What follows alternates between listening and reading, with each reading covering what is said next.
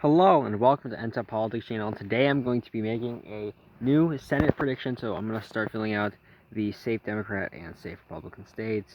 Washington is going to be safe. I know Smiley is a good candidate. I do agree she is a good candidate, but I think that how large the mail-in voting system is, with everyone getting a mail-in ballot, I do believe it is going to help the Democrats a good amount. With turnout, they wouldn't get, especially due to inflation and a lot of the events happening. I think those people are not normally motivated to vote, but I do believe the Democrats will still vote there because it's so easy to vote in Washington. That's why I believe Washington is still a safety state. Same thing with Illinois. It could be likely, but it'll probably be safe. New York, Vermont, Connecticut, Maryland, those are all safe. These are also safe states.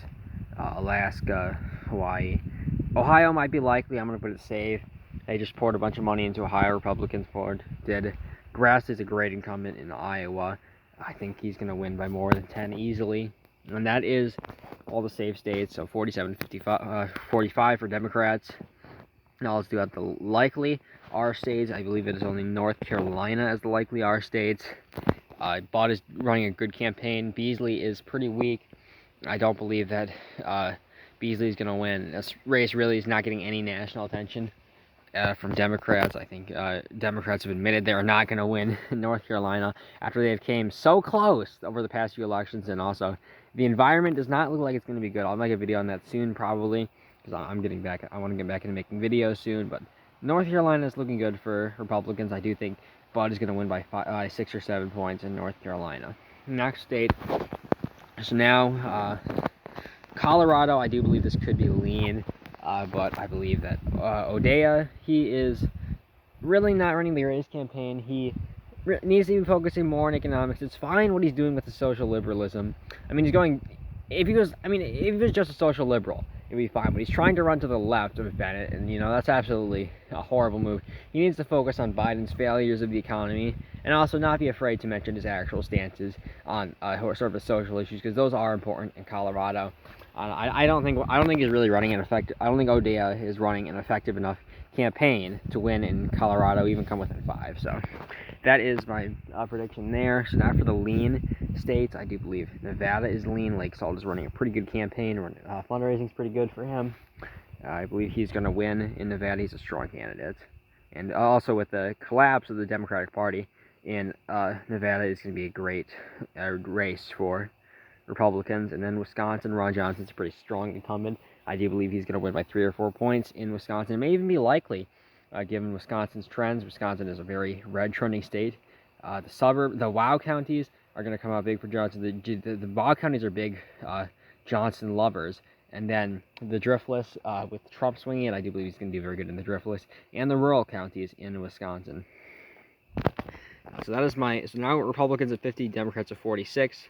And now we have one lean Democrat state, that is the state of New Hampshire. I do believe a lot of the abortion stuff, it's a very college-educated state, New Hampshire. A lot of voters, New Hampshire's a libertarian state, I believe, and they're very upset with Biden, but I do believe that the abortion will make them still come out for Democrats. They do love their Republican governor, Sununu. I do believe that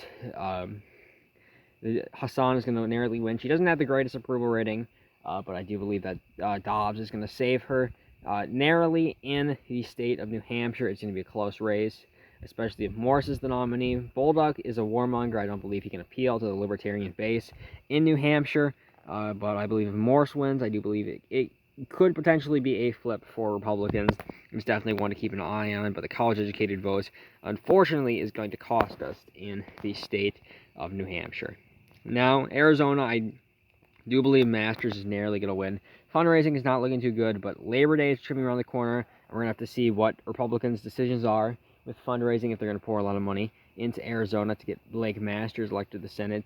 Masters is a great candidate. I do believe he has good optics, and he has been running a pretty good campaign so far with his pivoting towards the general election. I do believe he had a strong ad on abortion, explaining his real stances, and I do believe he can keep the amount of sort of liberal Karen wine moms in the suburbs low, and allow in Maricopa County, and allow for a Very narrow win for Blake Masters. Kelly's a pretty good candidate, but I do believe Masters has what it takes, especially in this red wave environment. Now, Georgia, I do believe Herschel Walker is the favorite. We have seen several polls come out with Herschel Walker up recently after tons of Warnock stuff, and they said Trafalgar saying they've seen big shifts against incumbents since the student loan debt thing was passed, and it's interesting. And it seems Georgia is going to flip. It'll probably be in a runoff.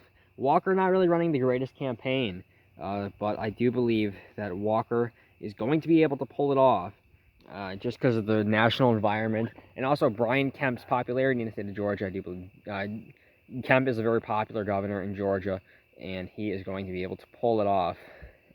He's going to be able to pull it off, and he's going to carry Walker over the ticket.